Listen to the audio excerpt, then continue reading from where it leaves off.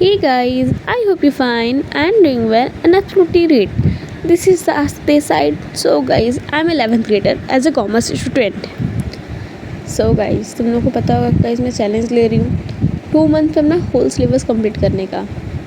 काफ़ी टफ है बट हो जाएगा। तो गाइज आज डे 1 है और इस डे 1 में मैं अपना पहले स्टैटिक्स लेके बैठ जाती हूँ, वो भी चैप्टर 5 बिकॉज क्लास में हम लोग के चैप्टर 5 चल रहा है।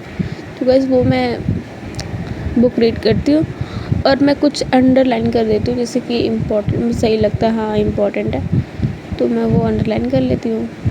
उसके बाद गाइज मैं आगे देख लेती हूँ गाइज अर्थमेटिक मेन सा क्वेश्चन टॉपिक वगैरह कहाँ से क्या क्वेश्चन आ रहा है। तो गाइज आज डे फर्स्ट है गाइज, मैं उसमें बस स्टैटिक्स इकोनॉमिक पढ़ूँगी, इंग्लिश भी पढ़ूँगी, इंग्लिश का एक चैप्टर पढ़ूँगी जो कि दोनों पोयम ही है वो मैं पढ़ूँगी।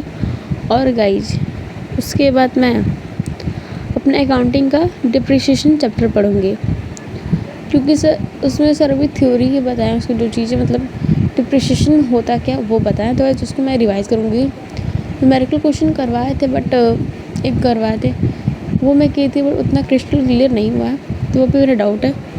वैसे न्यूमेरिकल भी करूँगी। तो वैसे मैंने सोचा था डेली 6 आवर स्टडी के लिए, बट 6 आवर तो नहीं हुआ है, अप्रॉक्स 3 आवर हुआ है बस स्टडी। तो गाइस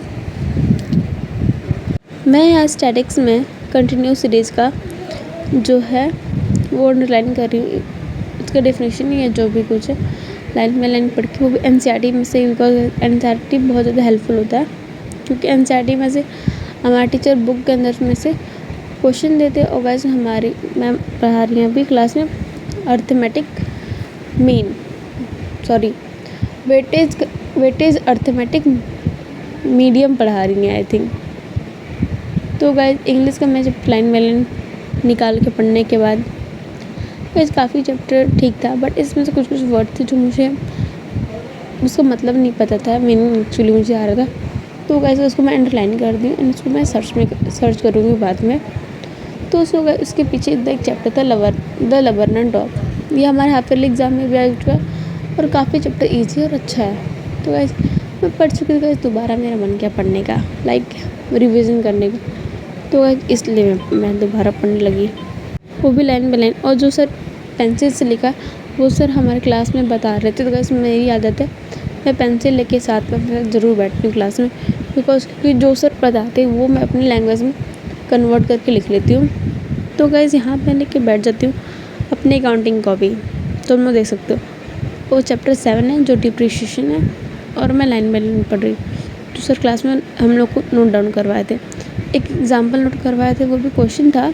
और ये 2 लोगों ने अप्रूवल दिया था कि एक मशीनरी रहेगा उसका प्राइस कांस्टेंट रहेगा चाहे कितना भी पुराना हो जाए, बट वही किसी दूसरे